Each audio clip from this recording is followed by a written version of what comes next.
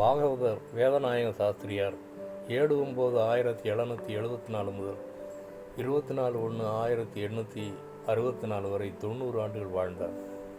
அவர் ஒரு சமயம் தன் பணியை முடித்துவிட்டு மிகவும் களைப்பாக வீடு திரும்பினார். கை கால் கழுவிவிட்டு வந்து உட்கார்ந்தார்.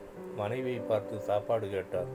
மனைவியை வெறும் பாத்திரங்களை காண்பித்து விட்டு, பிள்ளைகள் கூட வெறும் தண்ணீர் மட்டுமே குடித்துவிட்டு தூங்குகிறார்கள் என்றார்.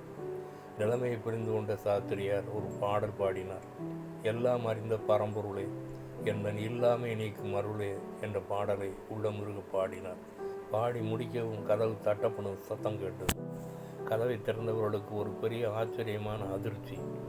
அரண்மனை ஊழியர்கள் விதவிதமான உணவு பதார்த்தங்களோடு நின்று கொண்டிருந்தனர்.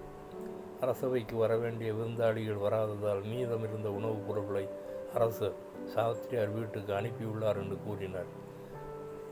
தேவன் நீதிமானை பசியினால் வருந்த விடார் என்று சாஸ்திரியாரும் மிகவும் நன்றியுடன் கூறினார். அக்குடும்பத்தார் அடைந்த இன்பத்திற்கு அளவேகளை. பசியோடு இருந்த பிள்ளைகளும் அறுசுவை உணவால் அகமகிழ்ந்தனர். சிங்கக்குட்டிகள் கூட பட்டினியாயிருக்கும். ஆனால் ஆண்டவருடைய பிள்ளைகளுக்கு ஆண்டவர் போஷிப்பார். நீதிமொழிகள் 10:3 தேவன் நீதிமானை பசியினால் வருந்த விடார். Proverbs 10:3 The Lord does not let the righteous go hungry. One song.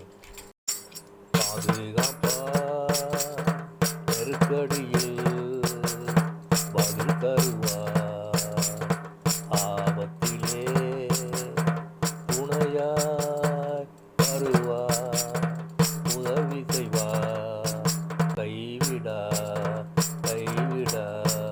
பாதுகாப்பா நெருக்கடியில் பதில் தருவா, ஆபத்திலே துணையாய் வருவா, உதவி செய்வா, கைவிடா கைவிடா கைவிடா கைவிடா. பாதுகாப்பா நெருக்கடியில் பதில் தருவா, ஆபத்திலே துணையாய் வருவா, உதவி செய்வா, கைவிடா கைவிடா. ஜெபம். எங்களை நேசிக்கிற நல்ல பிதாவே, என்னை உடைய சமூகத்திலே தாழ்த்தி ஒப்புக் கொடுக்கிறேன். ஆண்டவரே, உம்முடைய பிள்ளையாக வாழ்ந்து உம்மால் போஷிக்கப்பட கிருபை புரிய வேண்டும் என்று எகோசுவ மேசியா நாமத்தில் கெஞ்சி மன்றாடுகிறேன். பரிசுத்த பிதாவே, ஆமென்.